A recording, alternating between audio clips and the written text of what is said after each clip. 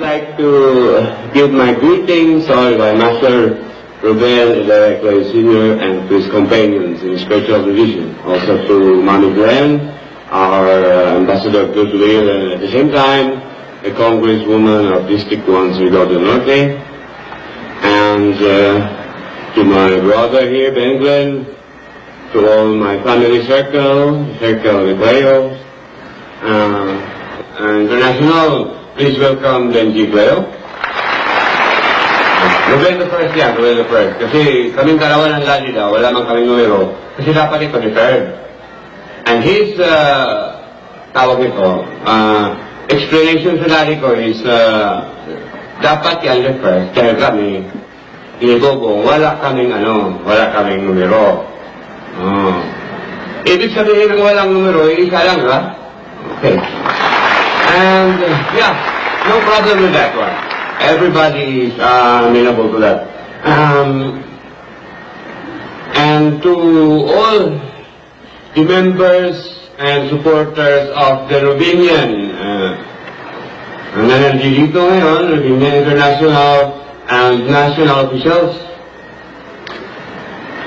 my greetings also to the Elliott family, also my greetings to the angels and everybody, lahat ng ushers, usherettes, lahat ng nandito ngayon ng mga delegations from all over the country and throughout the world. Magandang gabi po sa inyo lahat. This time, I'm gonna talk about the significance of the Rubenian International. Kasi marami sa atin ngayon ang hindi pa masyadong naintindihan kung ano talaga itong Rubenian International, whether it be another form of a working unit or what it is. What it signifies, my friends, is the early introduction of another era of leadership towards the future. Kasi dati, yung contribution ko dito sa PDMA is the formation of the Gold Eagles before. Yun ang nagiging contribution ko. And that is where I am recognized by you guys. Of course, so kahit na maliit pa, wala recognize nyo na. But then, my biggest achievement is actually the Golden Eagles before, yung 100 na Gold Eagles to support Daddy's medication and whatever expenses he has to incur in his lifetime. Ngayon, my son, my eldest is, and then I told him that I want you to be recognized earlier than me because I was recognized in the later years now of my life, nung malapit ng mag-retire ang lolo mo. Now, I'd like you to do something na could be recognizable and appreciable by everyone in PDMA so that another era of leadership will be recognized as early as possible. Para, if, siyempre, kanya naman tayong panahon ba, no? If my time will come na, then this is turn already, now, hindi na kayo mahihirapang mag-adjust pa sa sarili nyo kung what will be, again, another era of leadership. Kasi minsan, no, during my leadership, even until now, when I started to be a leader and until now, meron pa mga questions in mind back, no? And that is normal because probably there are things which cannot be done by my leadership that has been done by the previous administration.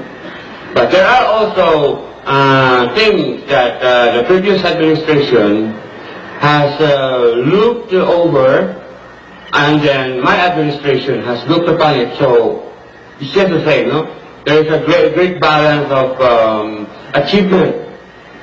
Although we are not in a competition, my friends, on whatever achievement that we have, but then the continuation only of what has been started. Yun po ang nagiging papel namin ng mga leaders ninyo dito sa Rubenian. There are times when I was told by my dad before, na sabi niya, kayo ngayon ang papel na pagadahin ng ating association. And then sabi ko naman sa kanya, Daddy, anong ba naman ang form ng pagaganda ang ating gagawin? Kundi, everything is set by you already, and the people are already in there, no? Nandoon na po ang mga tao. What kind of improvement will I do in order that I could do my mission as you have commissioned me to do, and what else to be done? Ang sabi niya, my dear Gogong, sabi niya, hindi na yan pinoprogram namin. Problema mo na yan. Kasi ang amin dito, tapos na ang gawa namin dito. But, it will be continued by you and becoming leader. So, well, I said to myself, saan ba nga nangyayari ngayon? Puro pangangamba ang nasa isip o sa puso ng tao. Puro pangangamba o puro kaba ang nasa isip ngayon ng tao, nasa puso ngayon ng tao. Ano ang nagiging achievement ko sa kanila? It's my biggest question. But then, ito pala ang nagiging achievement ko sa inyo. Na kahit na anong gawing lindol o gawing pagsubok sa mga detractors natin. Kasi alam na natin kung ano ang trabaho ng detractors. Kasi paminsan-minsan din naman daw, masyado din naman daw unfair kung wala pa din daw achievement ang ating mga detractors, no? Kaya daw paminsan-minsan, inaano tayo, niyayalik tayo ng ganyan, para nang sa ganun, we will be able to move forward with the commotions from the, anong tawag ito, from our detractors. So, and then, ang magiging achievement daw dyan, if we can manage to still be together and stay together, whatever the consequences will be. Eh sa tingin ko, medyo nanggigito pa naman tayo. Marami tayo.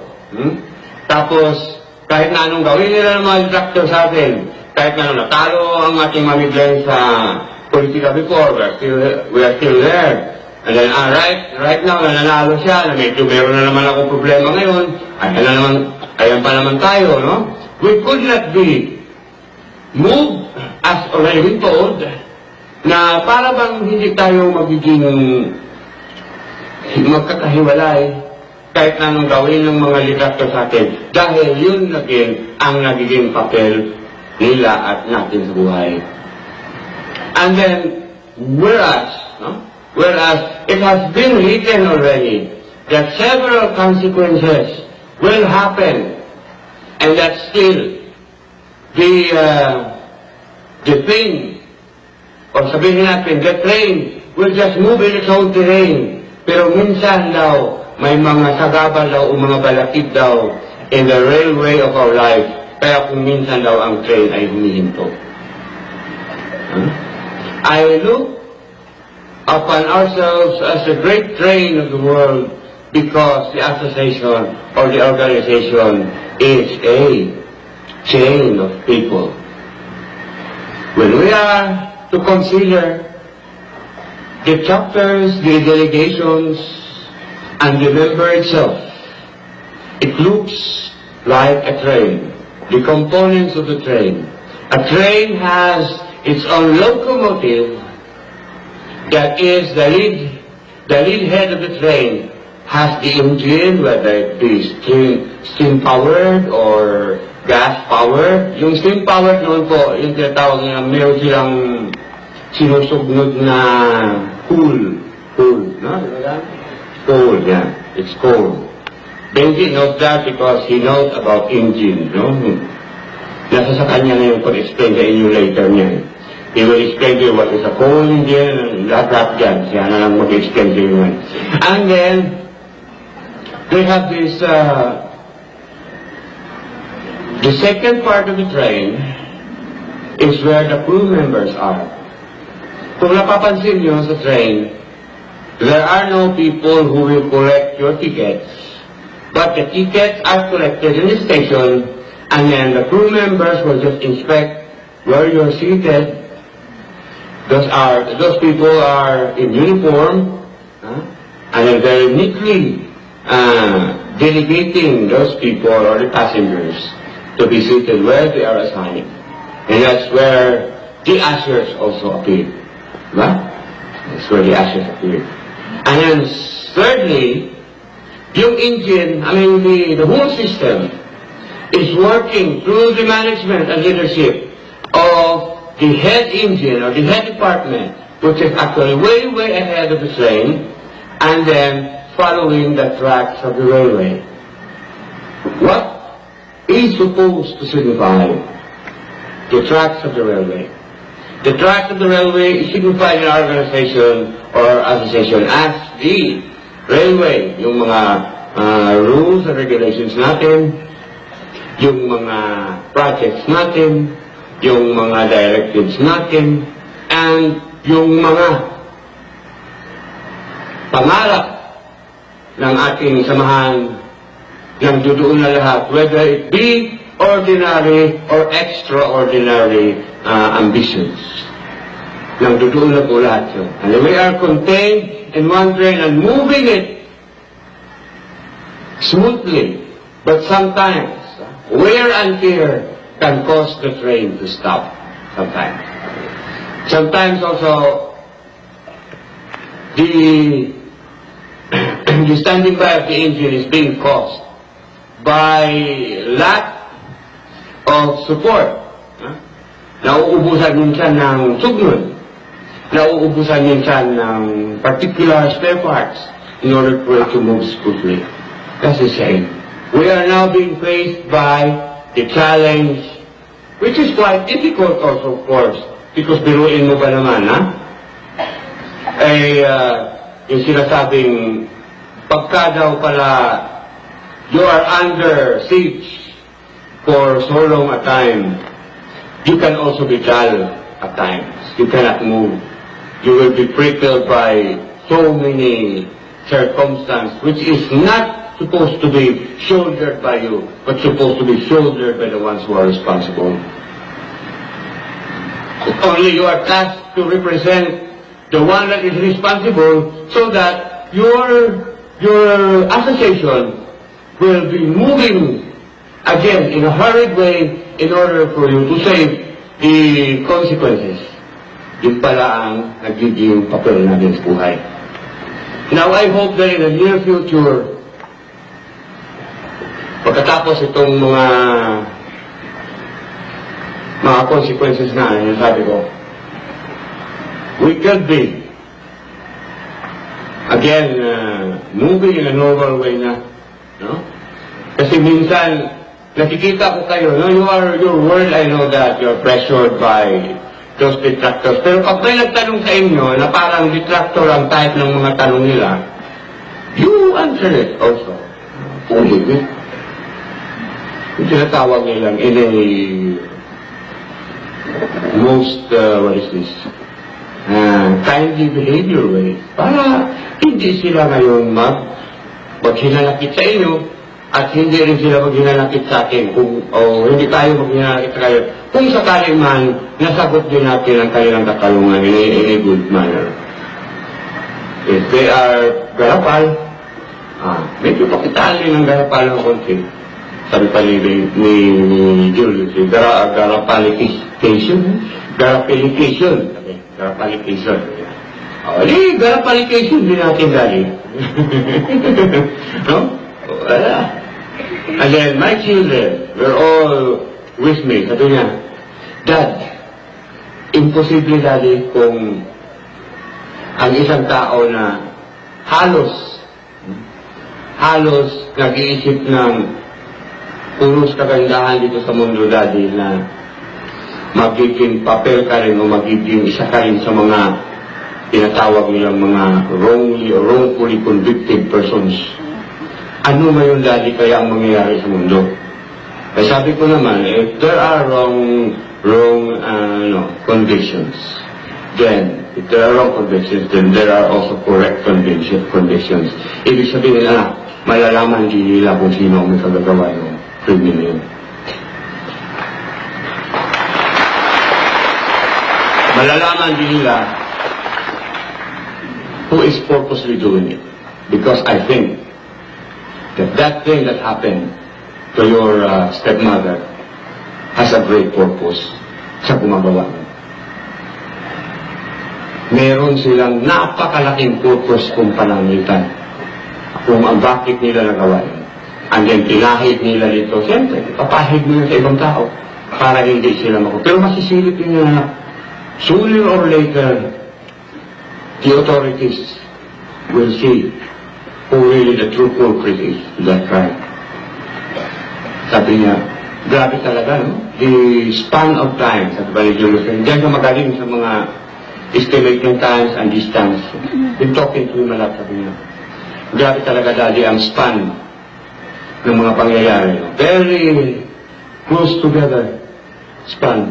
Para bang ang pangyayari, Daddy, para halos nagbabanggaan na halos tayong mga nalilito sa kasi halos hindi tayo makakatibok sa mga nangyayari. Kung naalala natin, no, mentioning about the last December, doon sa taas.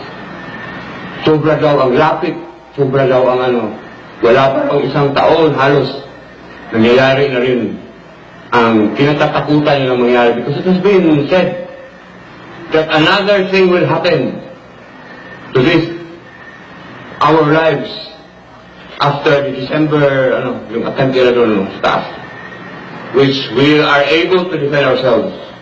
Ngayon naman, ganon-ganon pa ang desisyon.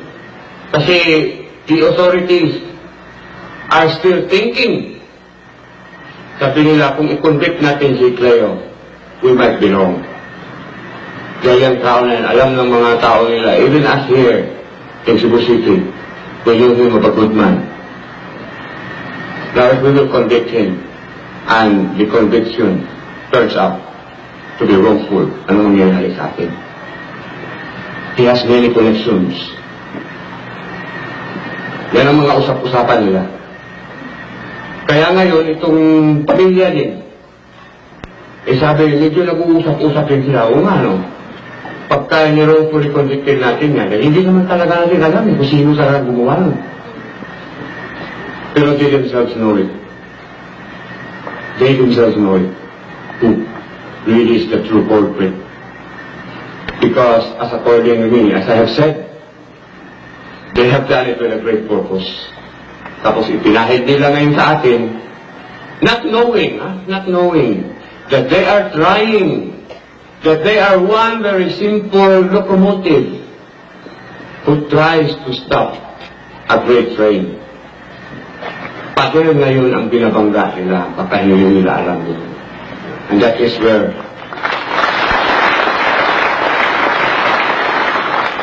mabuti sana kung iisa lang katao ang nila, ang kinondem nila. Pag sabi nga po lahat na tayo, kinonvict na nila Ha?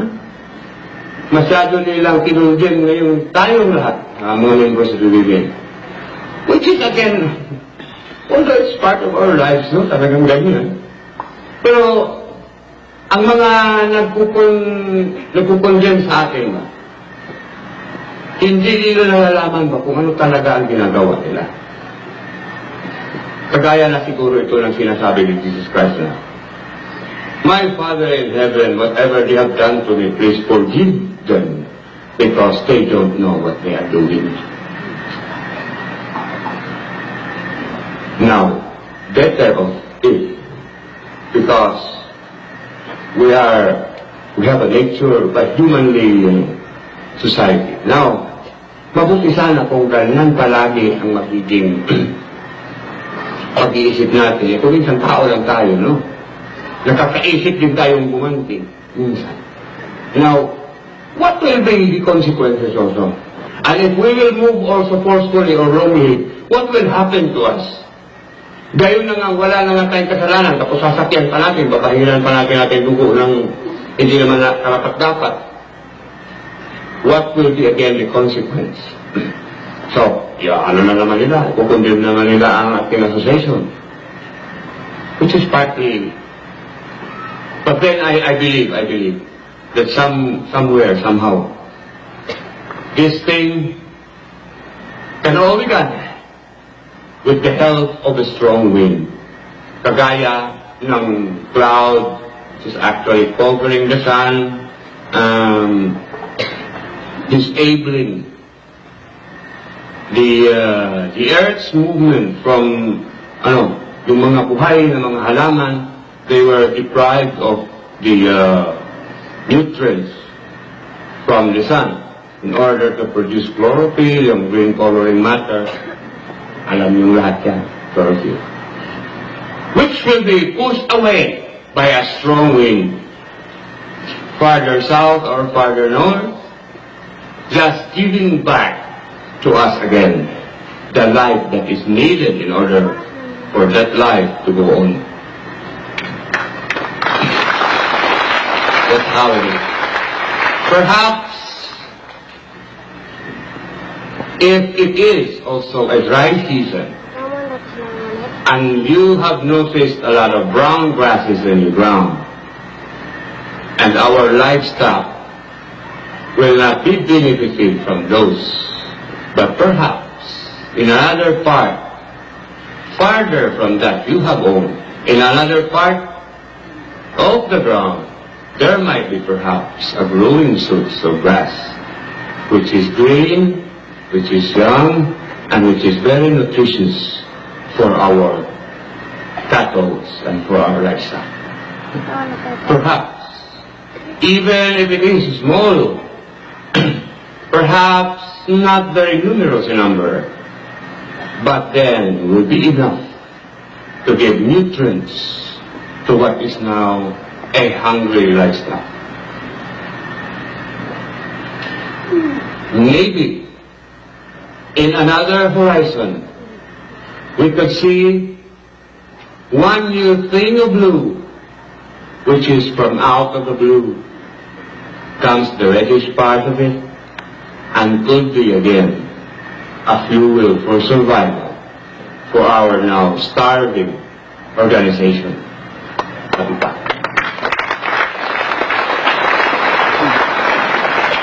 But we starve not of food, my friends, but we starve out of an unprecedented society, unkind ones, and that they may perhaps be kind to us sooner or later, and someday perhaps a good and a new day will come to us in order for us to be living again in a normal way. Sabi pa, we will just have to provide ourselves with the proper education, arm ourselves with the proper ones, provide us with the knowledge, teach our children to be responsible, and we, the grown-ups, should have to add what is lacking in ourselves so that we may be able also to move like those people who are well-to-do. Instead of being envious,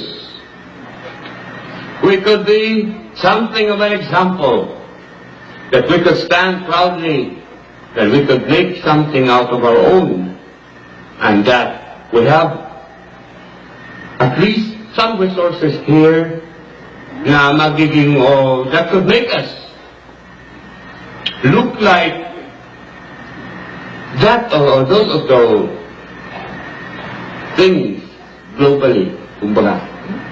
Now, we'll have to strive slowly. It's too slow, basta perpetual. Nandiyan lang naman yan. Everything is provided by God. And then it's up for us how to use what has been provided.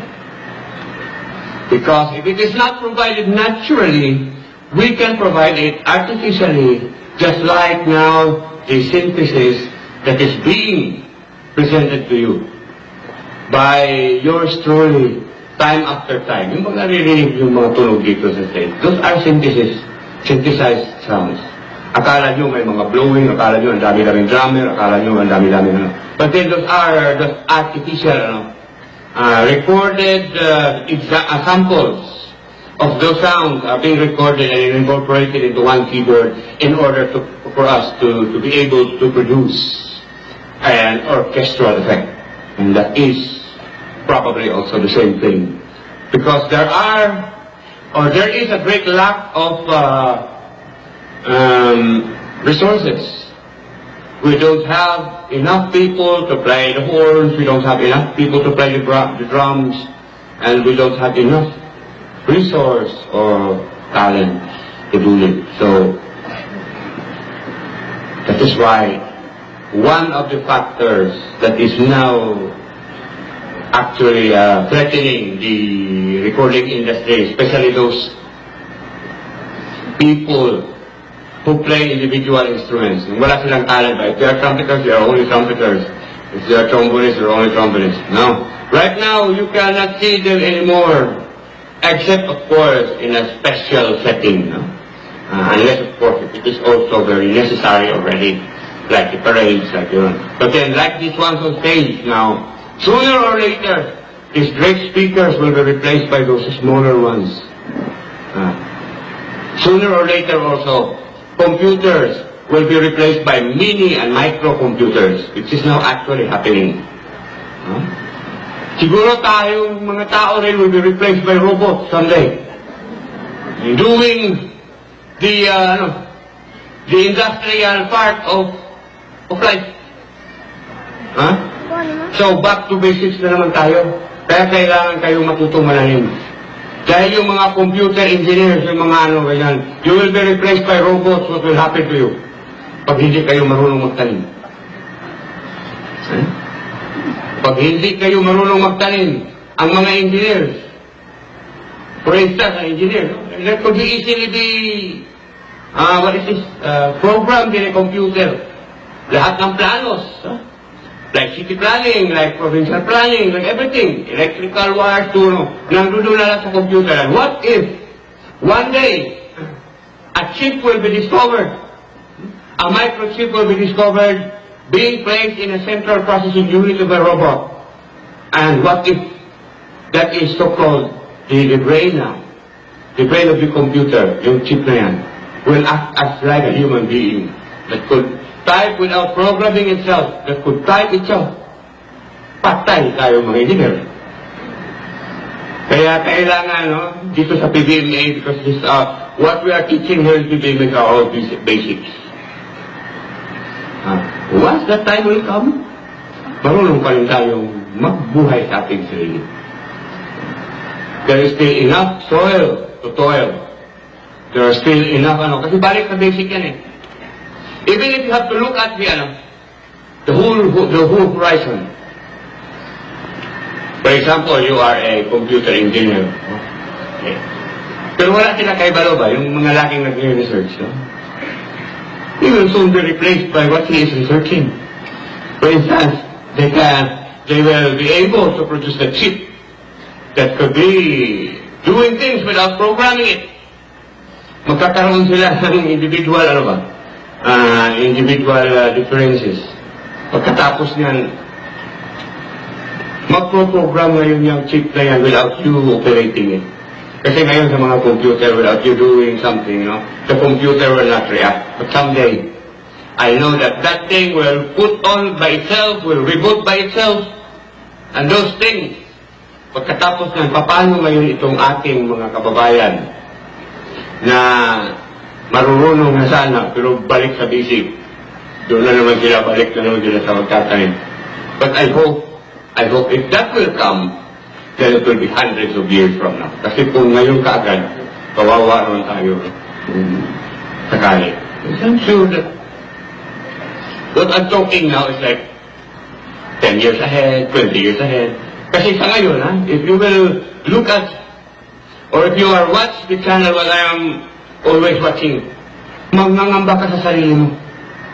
All the people now in that channel is talking about looking for another planet to inhabit because the Earth will soon lose its vitality. Huh? Yung mga ultraviolet rays from the sun, all those global warmings, all those alarming facts that the species are disappearing from this Earth, and that they knew the numbers on how many millions of that species is disappearing every period. They are trying to count on those lost species, and they are trying to recover what is being lost by conservation.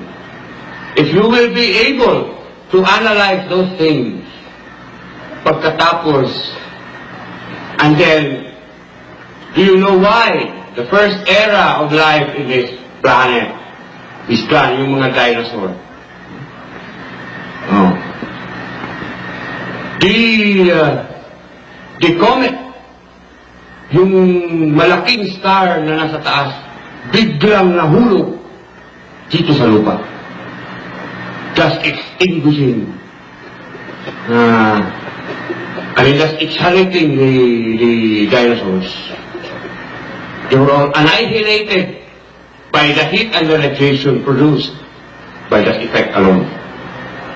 What will happen if one day, we will never know, guys, one day, that thing will just happen. So there will be annihilation of Kaya ngayon, they're talking about looking for another planet to inhabit. Which is quite alarming. It's quite alarming. If those things, pero sabi ko naman, there is God, sabi ko naman. Pero, I'm also looking at what they are trying to say to us, in order for us to be prepared, whether not be coming sooner or it be happening later. At least the generations of people will be prepared. Just like what we are trying to do now in the association, we are trying to recall and we are trying to at least inform the people so that at least the coming generations may be aware of what to do when those famines happen. So, ladies and gentlemen, I don't like to take most of your time. I'd like to say again, thank you very much. And then I'd like to say I'm sorry for being late. And then thank you very much for inviting me to come over and do my signing. Thank you very much. Thank you and good evening.